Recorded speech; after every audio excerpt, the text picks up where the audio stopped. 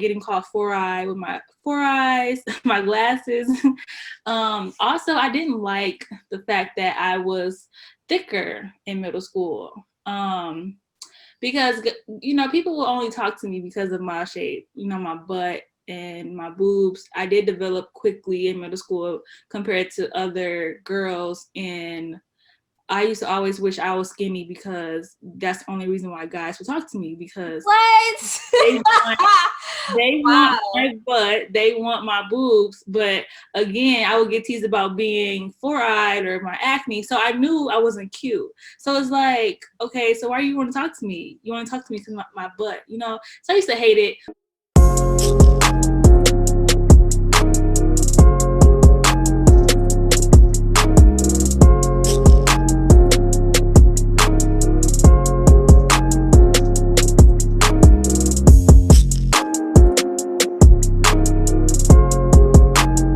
Welcome back to another episode of In Real Life with Siobhan. Today I have Autumn on here with me. Yes. We were just talking about how we met each other, and I don't remember. We trying to remember it. We did definitely go to the same Bible study, but I think we met before then, so that's what we're trying to figure out now. But I was telling her usually I do the whole like how we met, and I don't. I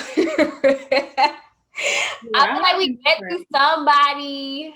I don't know, but maybe I just met her in the student center because there was a lot of people that I met in the student center, especially. I'm even trying to figure out if we met freshman year, like. Yeah, I'm going through all the years in my head. Like, okay, freshman year, what did I do? Okay, sophomore year, what did I do? I still can't, Somehow we did keep in contact through Bible study though. So that's how like we saw each other on a consistent basis every Tuesday. Yes.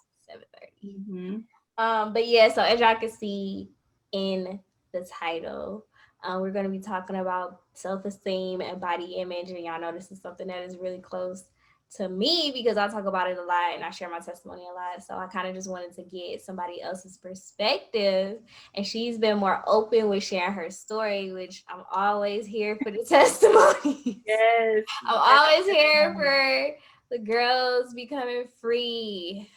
Mm-hmm. Such a great thing. So, Autumn, body image, what didn't you like about yourself, and like when did it start? Because I know for me it didn't really start until middle school where I started noticing that I was like different from everybody else, which what it seems like. But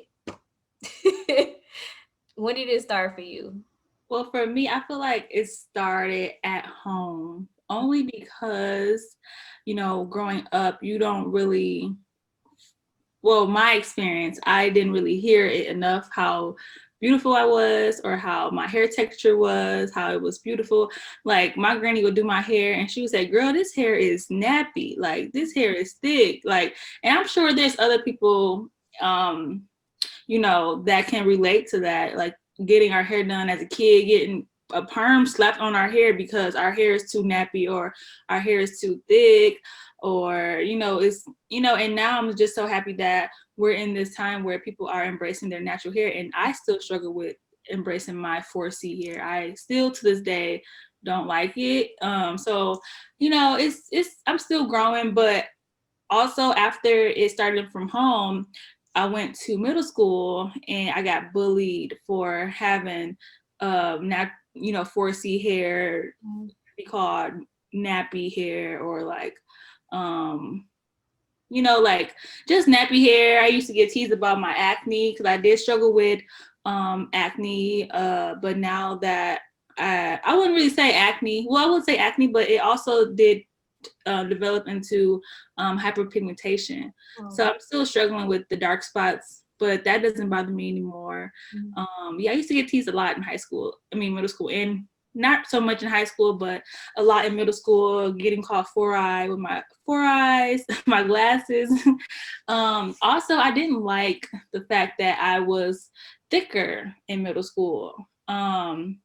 Because people will only talk to me because of my shape, my butt and my boobs. I did develop quickly in middle school compared to other girls, and I used to always wish I was skinny because that's the only reason why guys would talk to me, because What? they want they want Wow. my butt, they want my boobs, but again, I would get teased about being four-eyed or my acne, so I knew I wasn't cute. So it's like, okay, so why do you want to talk to me? You want to talk to me because my butt, you know? So I used to hate it, but when I went to high school, I loved my body, you know, I embraced it more.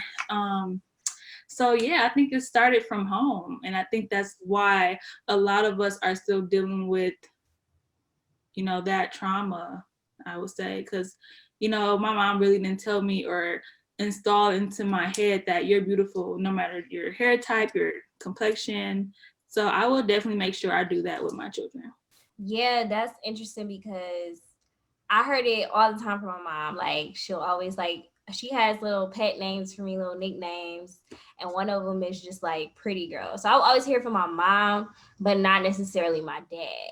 And I think that's something that like as women we need to really hear from like a male figure so that when you grow up you would like can't nobody tell you you not cute. Right. Can't nobody tell Mhm. you you're not beautiful, but my dad just naturally doesn't use adjectives like that. Like he'll say like, "Oh, you look nice," but like anybody on the street can say you look nice. Like what is nice? Like I need to hear some different adjectives. That's what I need to hear. So yeah, mine definitely started at home.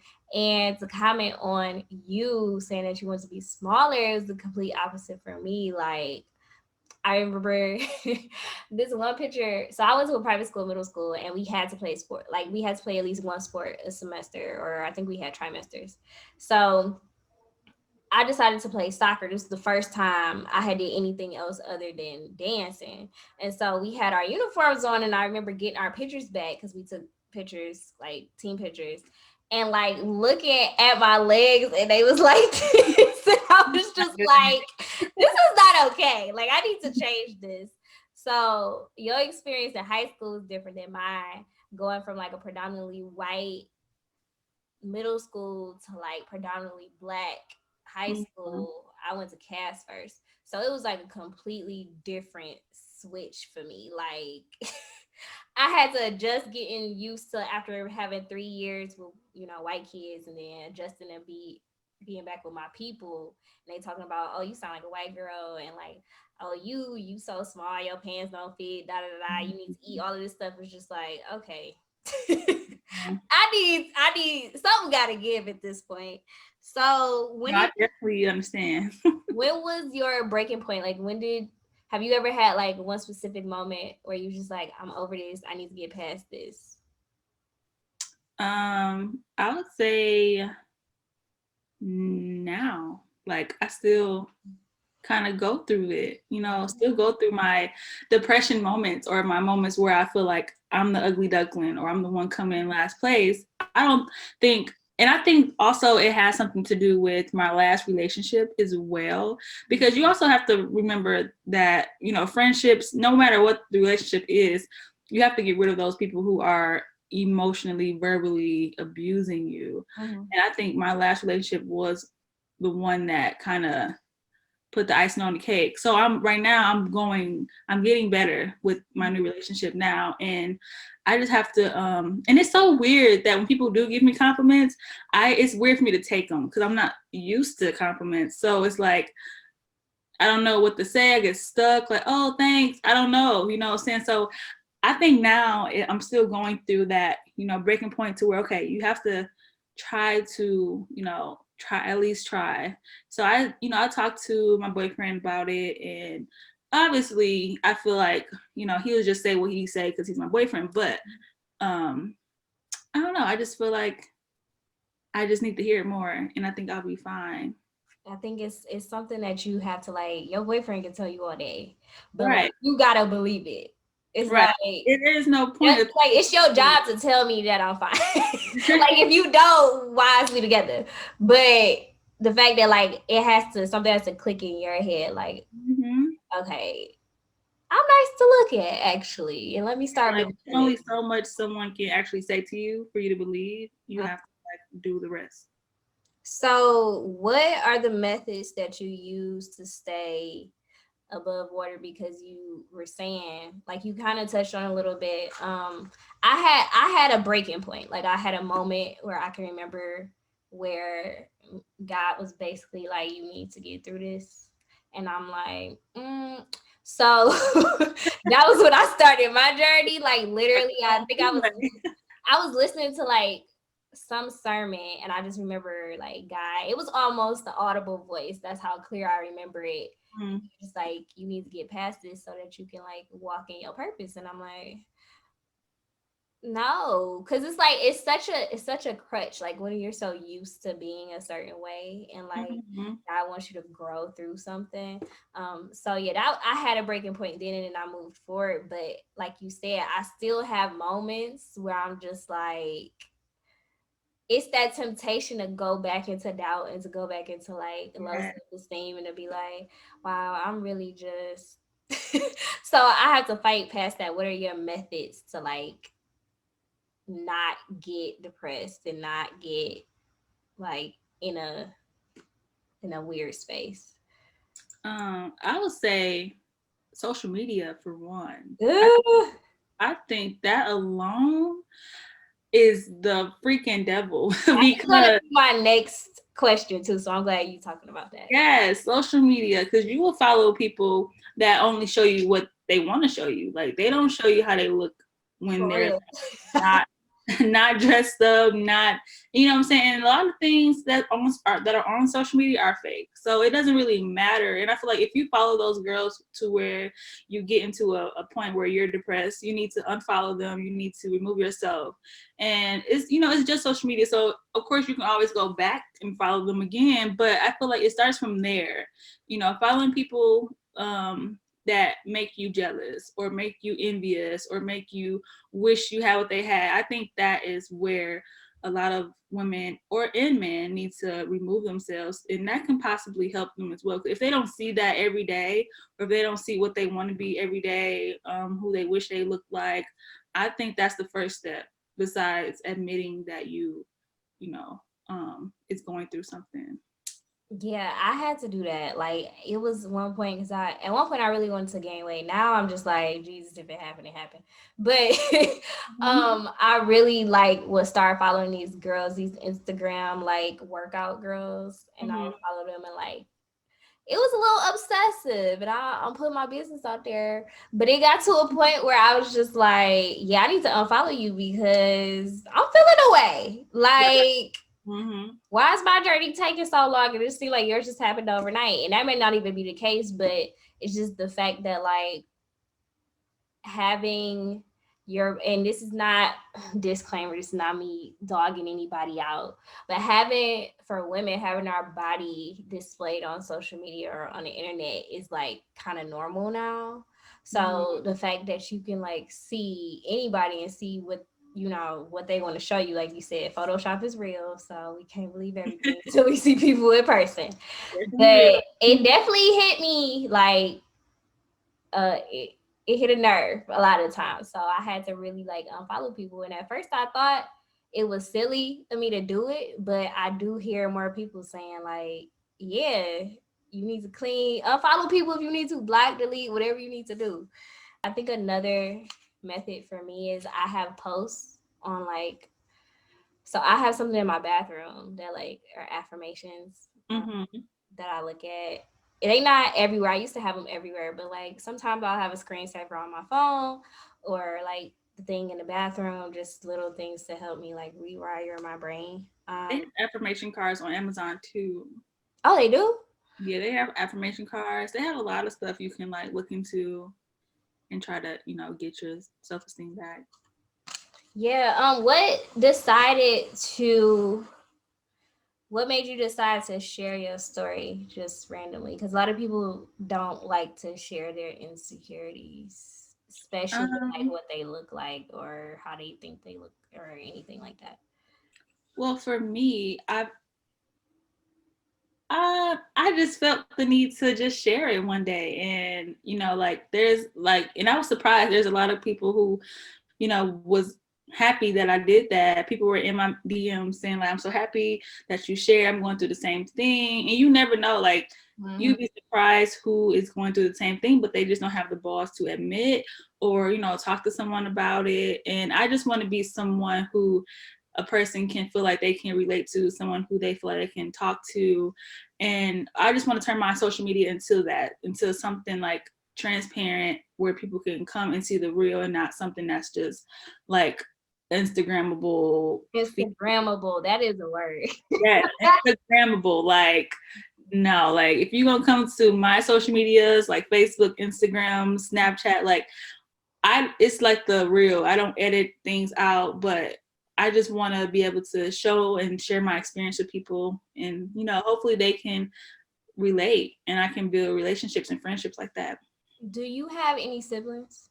I do. I have a sister. She's 7 years older than me. Okay, I didn't know that. So, do you feel like it was a comparison? Like, did your sister get more compliments than you, or your family just is not like that type of family that like gives? Yeah, my family is. It's so weird because I don't remember either of us like getting more love than the other, or what I'm saying. And even to this day, it's just we're both equally loved, but I don't know.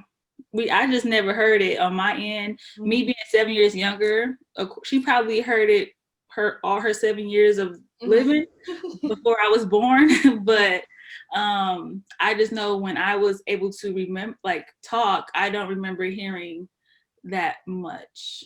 You know what I'm saying? So, and I even had my mom even talked to me about it as well, because she was like, yeah, I remember you used to come home crying, kids used to tease you at school, blah, blah, blah.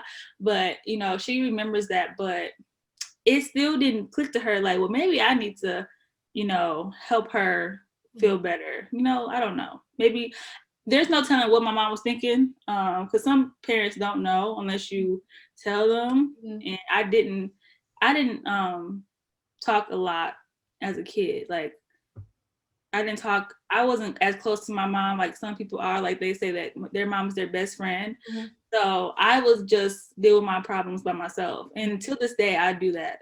Like it's hard for me to talk to people. I hate confrontation, so I don't know how to speak about certain things. But it's a learning process. So I think now my family is more surprised when they do read my posts on Facebook and Instagram. They be like, "Well, why you never said nothing?" Or wow, I didn't know you were going through that. Mm-hmm. No one would know. You know what I'm saying? So I think that's more, I think I just want to come clean about certain things that um, traumatized me as a kid. So yeah. So last question. What would you tell women who are struggling right now, like in the thick of it, still can't really get past it, still haven't had like their breakthrough moment? What would you tell them? Um, what would I tell someone you said who's still going through it? Mm-hmm. Um, that every day will be different. One day you might feel like you're free completely and you feel I'm free. ready. Okay, one day you might feel like, I'm the okay. The next day a cloud might come over your head. You just feel like everything just sunk, and that's okay. You just have to remember that each day will be different, and you just keep going. You have to just keep going. And I haven't, seasonal depression is real, and I was going through that probably last week or so. I believe I told my boyfriend I felt like I was sinking into that, like slowly, probably 2 weeks ago. But you have to just stay busy if that works. And lately I've been busy just trying to focus on my business, focus on working. I haven't had the time to actually think, and my mind wander. Because I think once I'm not busy and I don't have nothing to do, my mind starts to wander, and then that's how things start to happen. But I would just say each day is different, and just to keep going. Keep going. Yeah. Yeah. I think in order to answer that question, for me, it was figuring out like what a woman truly is besides like your looks. And of course, me and Autumn are both Christians, so just like going to God about me and like what God says about me helped me a lot.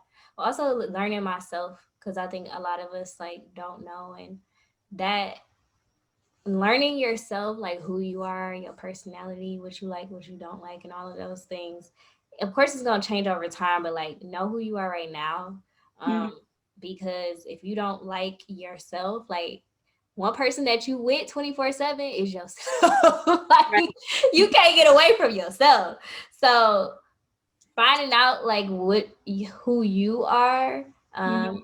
in God, and also just as a person, like personality wise, helped me a lot. And I realized like, oh, I'm pretty dope. Like these people don't know. Y'all know what y'all been on all these little nappy necks out here that ain't want me or act like they want to be, whatever the case may be. Like I'm great. So it's your loss. But yeah, I think that's all I got for you, kid. And Thank I think, you. wait, like piggybacking on what you were talking about, I think what caused me to be more like in this depression type of mood, I did kind of slip away from, staying in my word. So I think that does play a huge factor, like you have to stay in your word and you have to stay connected.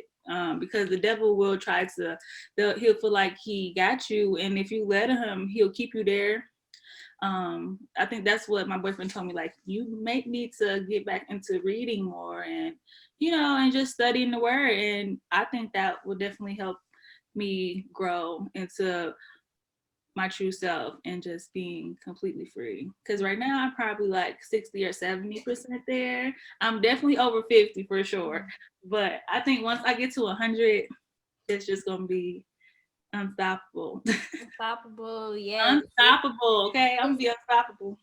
And even when you are at 100, like Autumn said before, there will be days, but you'll know how to like get out of it quicker. Because Mm-hmm. I know like the times where I would fall deep, like fall back, it would take me longer because I wasn't like really sure, really secure in like who I am. But now when I had those moments or those thoughts, I'm like, you know what? I forgot who I was. I'm a bad bee. Okay, y'all didn't know. So yeah, that's all I got for y'all. Thank you, Autumn, for doing this with Thank me. you for asking me. It was a long day today, but I'm here. We here. You here, yes. And thank y'all for watching. Thank y'all for like asking about these different topics. I'm still surprised if people want to hear my little irritated voice of what I gotta say. But I will talk to y'all next week. Peace. Yeah.